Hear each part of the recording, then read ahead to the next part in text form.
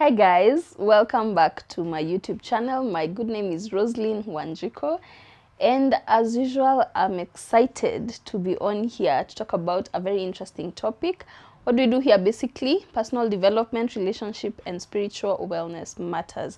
And I think those three topics just weave into each other. It's impossible to have one and leave the other, because when it comes to relating, we relate with so many people, friends, family, spouses. When it comes to spirituality, I mean, can you do away with that part of your life? You cannot. Only when you want to live in denial. And of course, personal development is such an important thing for each of us, because the goal is growth. And so I'm excited to come on here and address those three issues one at a time. And today I would want to talk about a very controversial issue, so to speak, and a very also wide topic that people have not really been able to exhaust, but also it has sparked a conversation in the past few, should I say, weeks? Yeah, weeks, especially around November. It was such an issue. But before that, guys, this is a very festive season, and I'm excited to wish you all a Merry Christmas Eve. I hope the people who are traveling to their, families are now home. You've managed to unite with your mothers, your fathers, your siblings. It is such a happy season, where families get together, and enjoy good times, So I just want to wish you a beautiful, beautiful Merry Christmas. I know it's Christmas Eve, but I mean, what's the time difference? So I hope you get to enjoy your Christmas, and I hope you get to remember the reason for the season, just to remind you about the birth of Christ and what it means for us as Christians. It means salvation for you and me. And so let's remember that we are safe in the hands of our Lord Jesus, and we can always go to him. And to know him is to know the Father. So we are safe. Let's always, that's why I'm telling you guys that all these topics weave into each other, spirituality. I hope you work your spiritual life with reverence for God, and allow the birth of Christ to also bring back that fervence in spirituality, and allow you to explore what it means to be intimate with God, to be close to God, and to see what that means for you, for your family, and the community at large. So guys, to delve into our conversation today, we are asking the question, what does cheating entail? And I know this is a conversation that has not been able to, we cannot really exhaust the definition of cheating, because I think for women and for men, it looks like it means two different things, but I mean, at the end of the day, I feel like if I was to address the topic of cheating, I would address it in the sense of asking ourselves in the first place, what makes a relationship exclusive? So when we address the question of what makes a relationship exclusive, then we want to see if that exclusivity, if whatever components make a relationship exclusive are overstepped, or those boundaries are overstepped, then to me, that is what cheating would entail. And I mentioned that story that has been trending for a very long time now, the Igonga story. And I mean, those are just the extremes. I don't even know what to define that. I don't know how to describe that, because that's a bit too, I mean, how would you describe what that guy has been doing? It's too much. And of course, he's not been alone with the women. I don't know what he gave them. I don't know what that spirit is about, but that's a bit much. That's really a bit much. I even feel like, hey, for that guy, he needs deliverance. That's too much. But anyway, people actually think that cheating begins in the sheets, but for me, that's not where it begins. Just like marriage, just like a relationship, after you go to church and you take your vows, where you finally cement that now we are in a relation, we are in a marriage, is in the sheets. But that's not where it starts. You first of all date, you give this person, you know, your emotions, you allow them to access your emotions in a way that not so many people are able to access your emotions, right? And that is why even before you get to the sheets, you're able to describe this person as your exclusive partner. So then the question is, especially to men, you know, men are made more rational than they are emotional. So to men, they think that cheating only happens when there is physical intimacy. And I think that's where we differ with men, if you ask me. Because a man will have a conversation with a woman in a way that seems very exclusive, but to them, that's just a normal relationship. But is it really? Is it really? If you are giving attention to a woman emotionally, you make them special to some extent. And that is what I think brings differences, especially in most marriages. Because a woman who is forthcoming in their communication, when they see certain cues, you know, certain gestures, they will define that as the beginning. They might not actually come forth to the man as a cheater, but they will sound an alarm. And when men are confronted in that way, most times they find it okay, mostly men don't like confrontations anyways, and for that reason they find it disrespectful to some extent.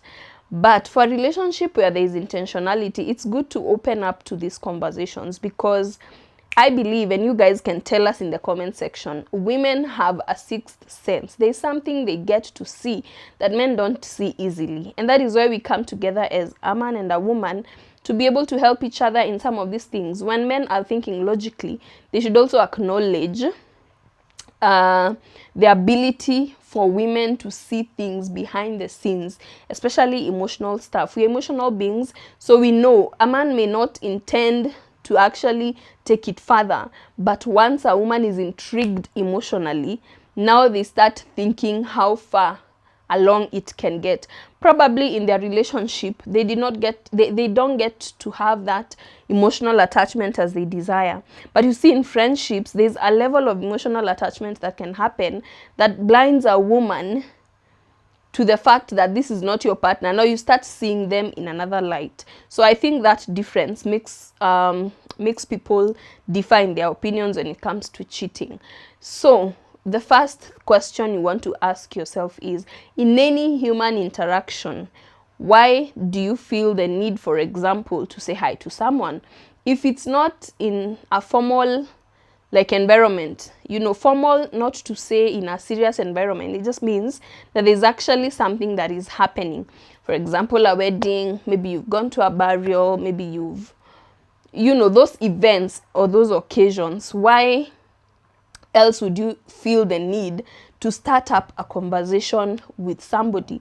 So that's a question you want to ask yourself. Motive informs every other thing going forward. For example, a simple hey could lead to so many other things after that, because the question is, if for example a guy comes to me and says hi out of nowhere, out of the blues, and it's not like we have any business dealings with this person, it's not like we're in the same church with this person, it's not like there's not just a hey, that thing would lead to so many other things after that, because what this person is looking for is an emotional interaction, an emotional, you know, affair. And that is where it starts. Because if I can break down your walls, if I'm able to break down that wall that you have set in front of everybody else, that I'm able to access you emotionally, and then now we are able to spend time together, whether virtually or physically, then the relationship keeps growing, especially if there's no solid goal. That's what we are talking about. So if your partner, for example, if your partner is in the habit of just building new relationships with the persons of the opposite sex, then to me, that's a red flag. because what are these relationships about? You know, it could be that they're not even going anywhere, but if they're in the habit of just building new relationships day in, day out, some with strangers, I know there are personality issues. I mean, I'm a psychologist. I know that personalities play a role into these things.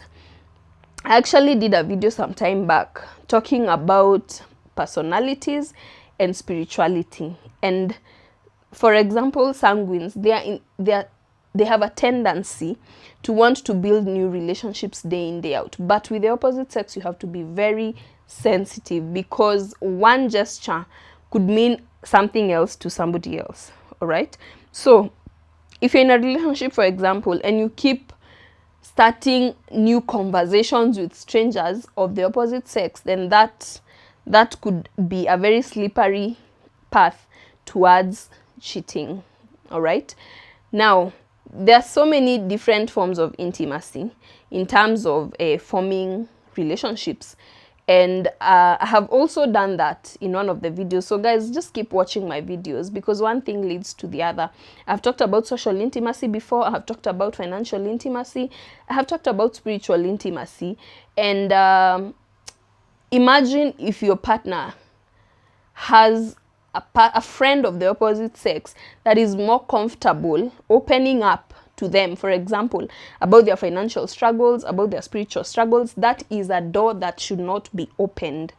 You know, whether you're a woman, whether you're a man, as long as it's somebody of the opposite sex and is not, one, your family, is not your spouse, is not in those two categories, then you have no business opening up to them or allowing them to open up to you in that sense.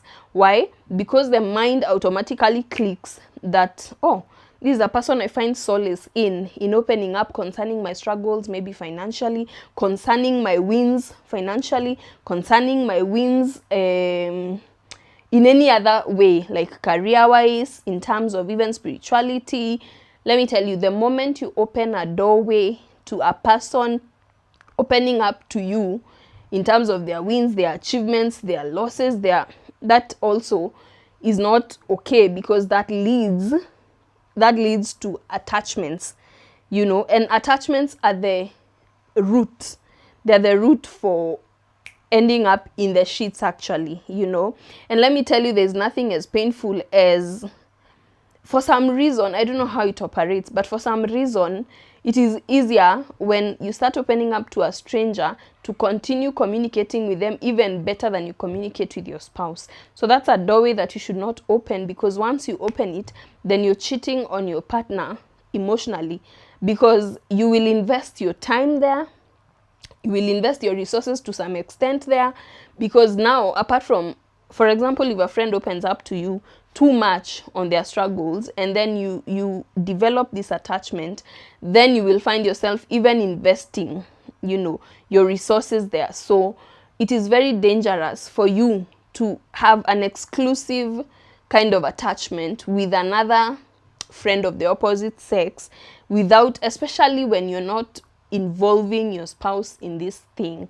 If it's about friendships, then let this be common friendships, you know, common friendships between you, your family, and this person's family. And this might sound very wrong, but when somebody especially is single, although I know there are people who are malicious who are married, but especially for people who are single, it is a very slippery ground to tread on, to allow this person to be their safe space. Never be a person's safe space, if especially they're single and you're married, because that is a way that leads to cheating eventually, cheating physically, because cheating is of many forms. I don't know, I have spoken to several men, and for them, as long as it's not physical, they don't consider it cheating, you know. But we should, I think, just come to terms with the truth of the matter and know that it starts with that hey, it starts with that safe space kind of environment that you get to create, because even when you started dating your spouse, you created a safe space for them first. They knew that they could talk to you when they were distressed. They knew that they could celebrate their victories with you. They knew that they could spend some quality time. In fact, as a psychologist, by the way, I would advise that if you're a psychologist, if you are a guy, deal with guys. Why? Because there could be an attachment being created without you knowing. If you're a woman who's a psychologist, then deal with women. I can say that without batting an eyelid, because I know that human interactions don't end where they start. They grow, all right? So it's like you're watering it. If you're a psychologist, it's very hard for human beings to balance professionalism, especially in that area of social things, like being a psychologist or being a sociologist or being even a teacher, you know, things like that. Focus on same gender kind of counseling.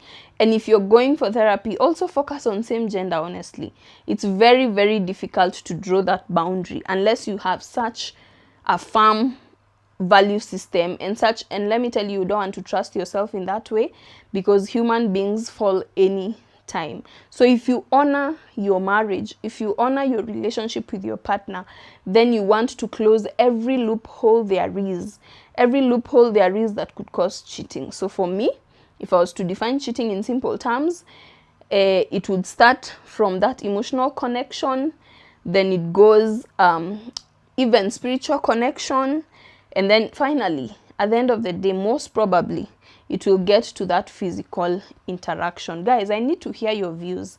I need to hear your views on this very broad topic. I need to hear your views on what do you consider cheating, and at what point would you say, I'm done with this? Like, at what point would this be a deal breaker for you, especially in dating? Because in marriage, it's a dance. I mean, it's not easy to break marriages, but it's easy to break dating. So at what point would you consider it a deal breaker in dating on the grounds of cheating? Would it be the way that your partner interacts with other people, or would it have to be a physical kind of thing for you to declare it as cheating, and to know that, you know what, I cannot go forward with this person? What are the red flags we get to see, so that we educate somebody who is trying to understand the patterns of their partner, so that you don't find yourself in that quagmire once you're in marriage, and now you have involved a whole community,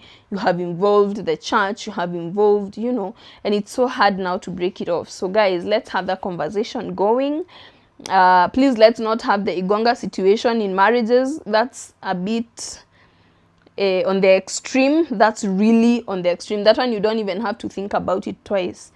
I mean, according to me. I also had a very famous lady saying that cheating is not a reason for for breaking marriages, but I don't know if there are boundaries to that, because according to her, I won't mention her, of course, but she was saying that according to her, once you realize that your partner is cheating, it's either you figure out ways of protecting yourself. Of course, you know, it can bring implications health-wise. So she was suggesting that if you have built, for example, your family, projects, finances together, it's difficult to leave your partner. So you should now invest in protecting yourself physically, or not engaging in conjugal rights at all. I don't know what you think about it, but for me, that's a lot of stress. That's a lot of stress. For me, it's a deal breaker. But you give us your views. Let's see. At what point do you consider it a deal breaker in dating? And would you leave marriage because of the question of cheating? Let's continue to interact on the comment section. And as you celebrate, please remember to come back to this channel and subscribe, comment, like, and share, so that we can continue to have this conversation and educate each other on matters concerning relationship. Thank you for staying with me, and see you soon. Bye bye.